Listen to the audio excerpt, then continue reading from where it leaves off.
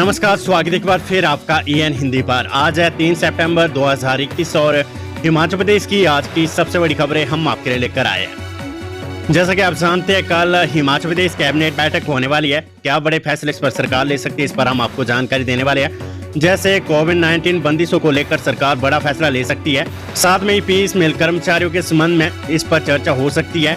नई खेल नीति को भी मंजूरी इसमें मिल सकती है। पूरी जानकारी हम आपको विस्तार से देने वाले हैं। स्कूलों को लेकर कल सबसे बड़ा फैसला हिमाचल प्रदेश कैबिनेट में होने वाला है और इसी के लिए हमने आपसे पिछले कल सवाल पूछा था कि क्या हिमाचल प्रदेश में स्कूलों को खोल देना चाहिए अभी या नहीं। इस पर कल फैसला हिमाचल प्रदेश कैबिनेट लेने वाली है। पूरी जानकारी कल भी हम आपको देने वाले हैं। कुछ महत्वपूर्ण खबरों की जानकारी अपडेट्स हम आज आपके लिए लेकर आए, उनको आप लास्ट तक जरूर देखिएगा। बहुत ही महत्वपूर्ण जानकारी हम आपके लिए आज लेकर आए, तो लास्ट तक आप जरूर चेक कर लीजिएगा। इम्पोर्टेंट है, तो आपको जानकारी होनी चाहिए हिमाचल प्रदेश में क्या कुछ घट रहा है। आज की पहली खबर है भाजपा विधायक दल बैठक। प्रधानमंत्री नरेंद्र मोदी के वर्चुअल संबोधन के लिए कार्यक्रमों को खुद देखेंगे मंत्री और विधायक। हिमाचल प्रदेश भाजपा विधायक दल की बैठक गुरुवार देर रात तक राज्य अतिथि गृह पेट ऑफ शिमला में हुई। मुख्यमंत्री जयराम ठाकुर की अध्यक्षता में हुई इस बैठक में कई अहम मसलों के बारे में चर्चा की गई है।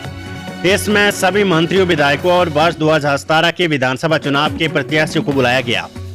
बैठक में भाजपा प्रदेश अध्यक्ष एवं सांसद सुरेश कश्यप भी यहाँ मौजूद रहे। इस बैठक में 6 सितंबर को प्रधानमंत्री नरेंद्र मोदी के संबोधन कार्यक्रमों की तैयारियों के बारे में चर्चा हुई है। सभी मंत्रियों, विधायकों और पिछले विधानसभा चुनाव के हारे हुए प्रत्याशियों को कहा गया कि वे खुद इस कार्यक्रम को देखें। इस वर्चुअल कार्यक्रम के जिला और मंडल स्तर पर आयोजन के बारे में जल्दी इनकी ड्यूटियां लगेगी। कहां LED स्क्रीनें लगाई जाएगी, इस बारे में भी चर्चा हुई है। प्रधानमंत्री हिमाचल प्रदेश के कोरोना वैक्सीन की पहली डोज लगाने में अब रहने पर 6 सितंबर को संबोधित करने जा रही है। आने वाले समय में स्वर्णिम रथ यात्रा, राष्ट्रपति रामनाथ कोविंद के शिमला दौरे और प्रदेश विधानसभा के विशेष सत्र के संबंध में भी बैठक में विचार विमर्श हुआ है। जगमगाती लाइटों के बीच हो रहा अवैध खनन, सरकार खनन माफियों को दे रही है संरक्षण। ये आरोप मुकेश अग्निहोत्री, नेता विपक्ष हिमाचल प्रदेश ने लगाए। नेता प्रतिपक्ष मुकेश अग्निहोत्री ने अवैध खनन पर सरकार पर तीखे प्रहार की है। उन्होंने कहा कि NGT के निर्देशों की अवहेलना करते हुए स्वांग नदी में रात के समय अवैध खनन किया जा रहा है। इसके लिए राजनीतिक संरक्षण व प्रदेश सरकार जिम्मेदार है। मुकेश ने जारी प्रेस बयान में कहा है कि अभी NGT में मामले की सुनवाई चल रही है। इसके बावजूद नियमों का खुलेआम उल्लंघन करते हुए अवैध खनन का धंधा फल फूल रहा है। ये कभी भी सरकार की मर्जी के बिना नहीं हो सकता है। उन्होंने कहा कि साफ हो रहा है कि वे कौन लोग हैं जो सरेआम लूट मचाते हुए स्वांग में रोशनी का चांदनी चौक बनाए हुए हैं। मुकेश अग्निहोत्री ने कहा कि जगमगाती लाइटों के बीच रात 11 से सुबह 4 बजे तक अवैध खनन की खुली लूट हो रही है। सरकार को राजस्व का नुकसान हो रहा है और प्रतिबंध के आदेशों का पूरी तरह से उल्लंघन हो रहा है। उन्होंने कहा कि NGT के आदेशों के बाद एक बार फिर से निदेशक उद्योग विभाग व उनकी टीम दौरे पर है और इस दौरान लोगों से बंद कमरों में बैठ के हो रही है। उन्होंने कहा कि लीज और लूट में फर्क है। जयराम सरकार के कार्यकाल में जिस प्रकार से अवैध खनन का कारोबार फल फूल रहा है, उससे साफ है कि सरकार खनन माफियों को संरक्षण दे रही है। अगली खबर है कैबिनेट मीटिंग से। हिमाचल में 6 सितंबर से स्कूलों को खोलने पर विचार करेगी सरकार। CM ने कल बुलाई कैबिनेट बैठक। राज्य सरकार 6 सितंबर से राज्य में बड़ी कक्षाओं के लिए स्कूलों को खोलने पर विचार करेगी।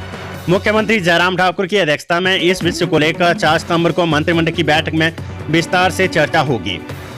राज्य में स्कूलों को खोलने के लिए निजी स्कूलों की तरफ से भी सरकार पर दबाव पड़ रहा है।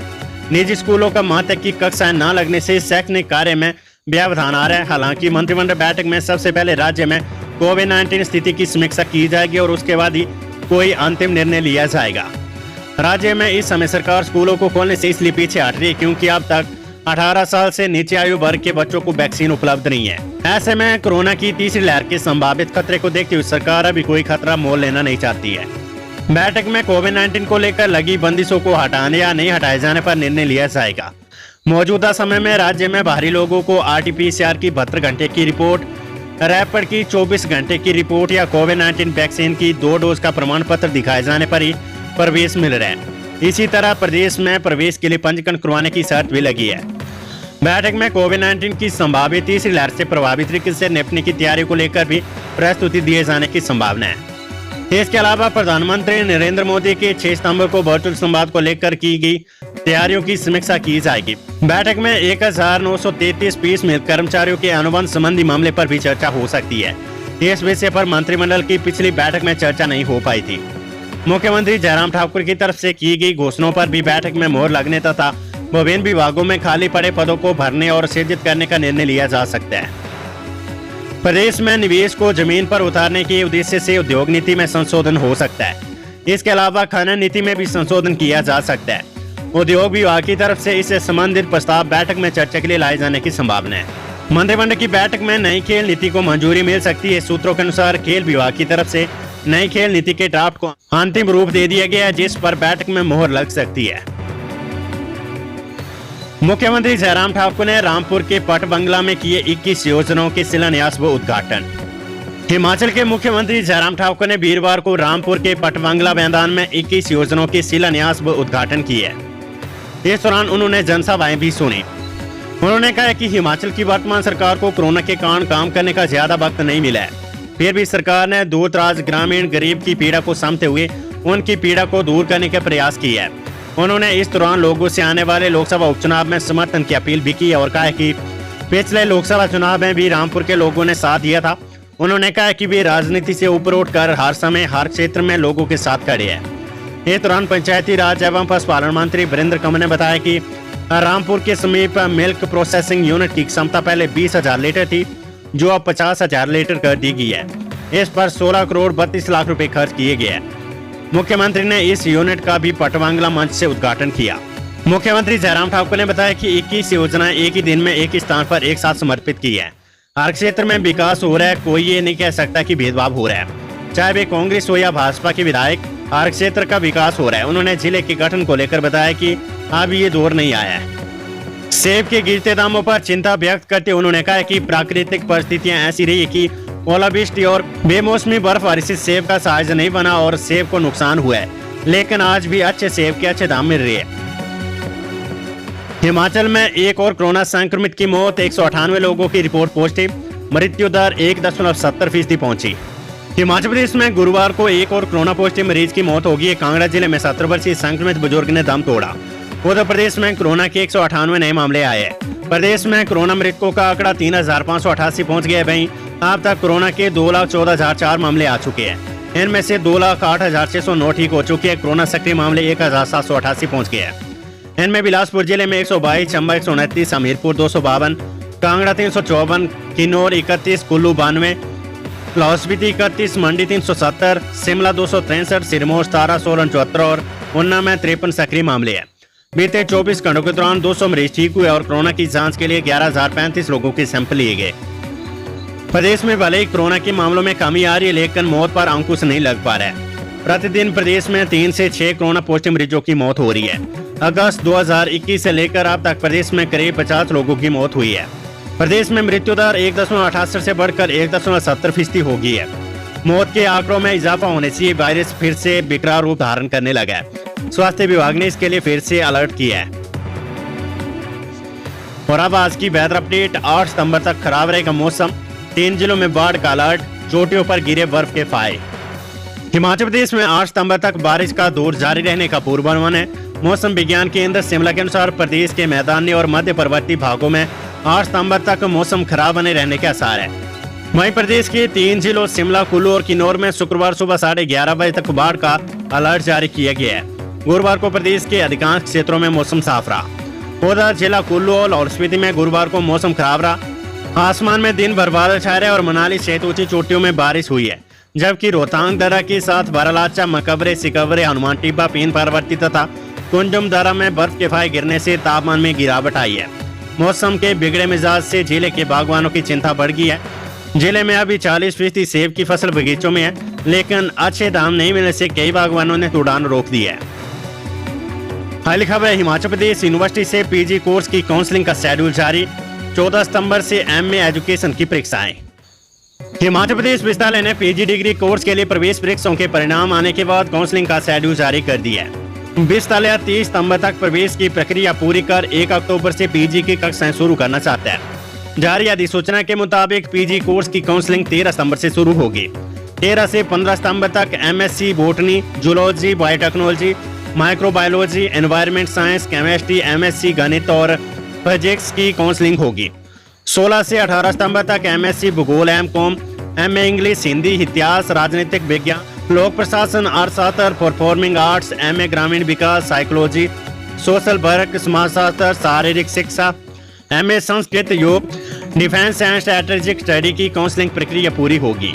21 सितंबर को सभी मेरिट आधारित प्रवेश वाले course MCA, MTTM, MBA, RD, MBA, MTech, MA journalism and mass communication और LLB की काउंसलिंग होगी। 24 और 25 सितंबर को PG कोर्स की नॉन सब्सिडाइज सीटों के लिए काउंसलिंग होगी।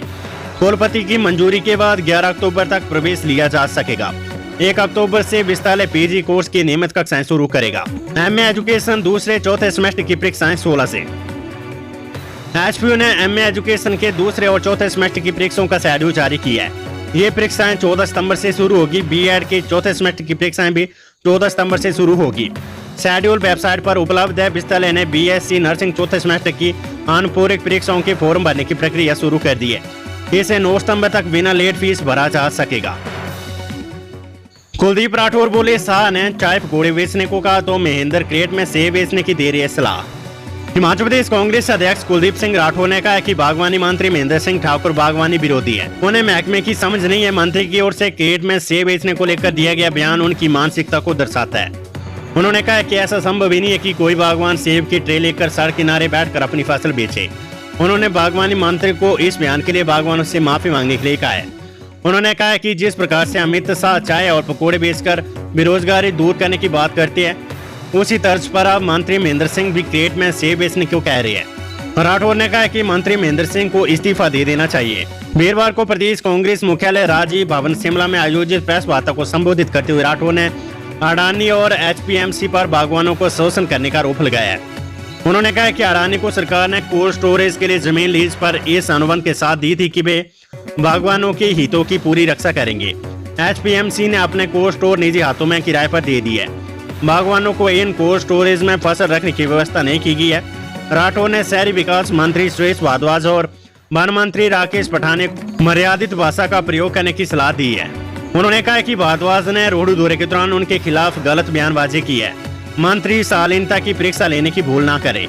उन्होंने पठानी की ओर से दिवंगत सांसद राम स्वरूप शर्मा को लेकर फतेहपुर की एक जनसभा में कई अपशब्दों पर भी ऐतराज जताया। राठौर ने भाजपा नेताओं के प्रदेश में नए जिलों के गठन के प्रस्ताव और विचार को महज एक चुनावी स्टंट बताया। उन्होंने बताया कि मुख्यमंत्री जहां भी उपचुनाव या वहां सब तहसीलें, उपमंडल कार्यालय व कई अन्य घोषणाएं कर रही है, जबकि प्रदेश सरकार के पास पैसा ही नहीं है। उन्होंने कोरोना संकट के बीच जनमंच कार्यक्रम आयोजित करने को लेकर भी सवाल उठाए।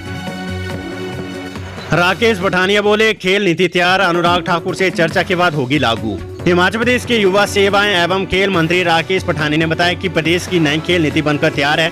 केंद्रीय खेल मंत्री अनुराग ठाकुर से चर्चा कर इसे बाद में लागू कर दिया जाएगा। गुरुवार को सचिवालय में पत्रकारों से अनौपचारिक बातचीत में राकेश पठानिया ने कहा कि नई खेल नीति में स्नो स्पोर्ट्स और विंटर ओलंपिक को भी बढ़ावा दिया जाएगा। कुश्ती, वॉलीबॉल, तीरंदाजी, शूटिंग और एथलेटिक्स पर अधिक जोर दिया जाएगा। इन खेलों में प्रतिभाओं की खोज कर प्रशिक्षण को बढ़ावा दिया जाएगा। अब स्कूलों से विद्यार्थी को कोचिंग दी जाएगी। प्रतिभावान बच्चों को अकादमी में तलाशा जाएगा। शिमला, धर्मशाला और मनाली में 3 स्टेडियम बनाए जाएंगे। इस पर 22 करोड़ रुपए खर्च हो रहे हैं। इन जगहों को हवाई सेवाओं से भी जोड़ा जाएगा। बता दें कि हिमाचल में 19 साल पुरानी खेल नीति बदलने जा रही है।